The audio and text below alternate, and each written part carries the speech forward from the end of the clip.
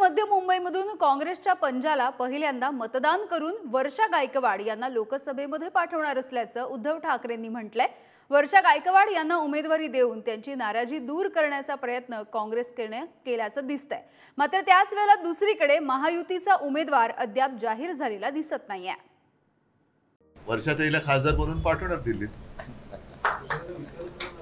त्याची भावना काय? भावना याच आहेत की देशामध्ये हुकुमशाही येता कामा नये, घटनेचं रक्षण झालं पाहिजे, घटना बदलता कामा नये आणि त्याच्यासाठी महाराष्ट्रामध्ये महाविकास आघाडी आणि देशाच्या पातळीवरती इंडिया आघाडी ही एकजिन्सीपणाने लढते आणि जिंकते।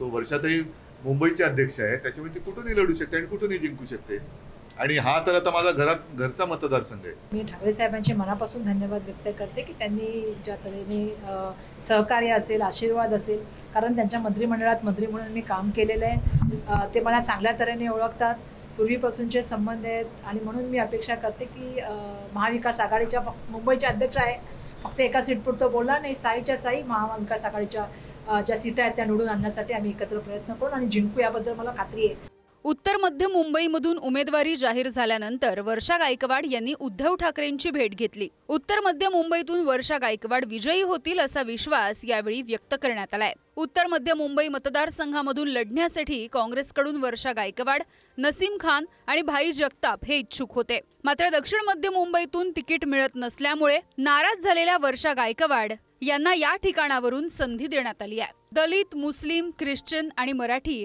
अशा सगळ्या मतांचा मेळ घालण्यासाठी वर्षा गायकवाड यांच्या नावाची निवड करण्यात आल्याचं बोललं जात आहे। दलित, मराठी, मुसलमान या मतांचं DMM सूत्र। मतदारसंघामध्ये 7% बौद्ध दलित मतं तर 20% मुस्लिम मतं। वांद्रे पूर्व आणि पश्चिम मध्ये मुस्लिम, दलित आणि मराठी मतं प्रभावी आहेत। कलिना मतदारसंघामध्ये कॅथलिक आणि मराठी मतं आहेत। कुर्ला परिसरामध्ये मराठी आणि मुस्लिम मतं आहेत। चांदिवलीमध्ये मराठी, मुस्लिम आणि उत्तर भारतीयांची मतं आहेत। माजी मंत्री नसीम खान हे मुस्लिम असल्याने त्यांना उमेदवारी दिल्यास ध्रुवीकरणाची भीती होती। तसंच ठाकरेंच्या शिवसेनेलाही ते परवडणार नसल्यानं अखेर वर्षा गायकवाड यांना संधी देण्यात आली। दक्षिण मध्य मुंबई मतदारसंघात वर्षा गायकवाड यांची नाराजी ठाकरेंच्या शिवसेनेला परवडणारी नव्हती, त्यामुळे त्यांना उमेदवारी देत नाराजी दूर करण्यात आल्याचंही सांगण्यात येत आहे। गायकवाड यांना उमेदवारी जाहीर होताच नसीम खान काहीसे नाराज झालेत। मी तर उमेदवारी मागितली सुद्धा नव्हती।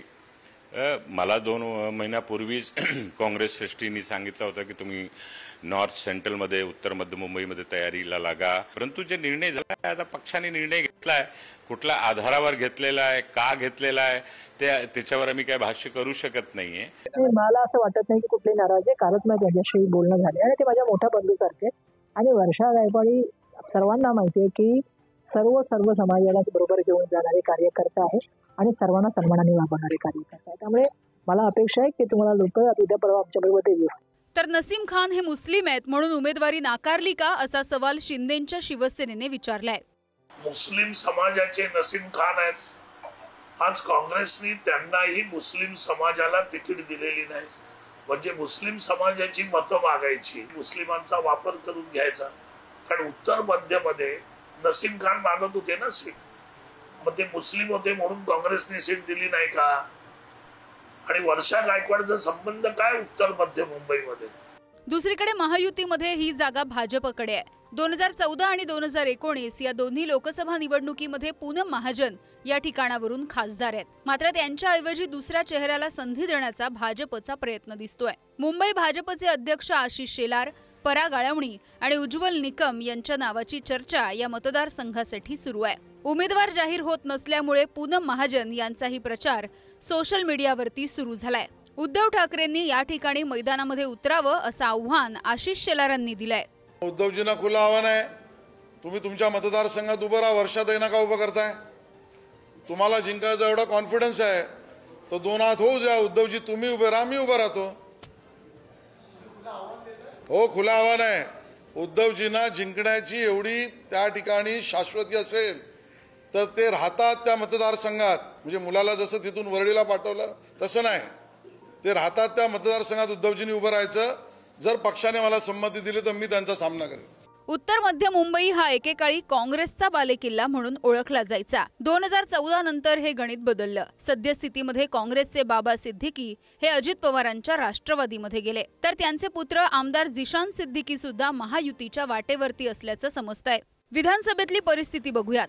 विलेपार्ले, परागाळवणी, भाजप, चांदिवली दिलीप मामा लांडे, शिंदेंची शिवसेना, कुर्ला मंगेश कुडाळकर, शिंदेंची शिवसेना, वांद्रे पूर्व जिशान सिद्दीकी, काँग्रेस, वांद्रे पश्चिम आशिष शेलार, भाजपा, कलिना संजय पोतनीस, ठाकरेंची शिवसेना। सद्यस्थितीमध्ये 5 मतदारसंघ महायुतीकडे दिसतात।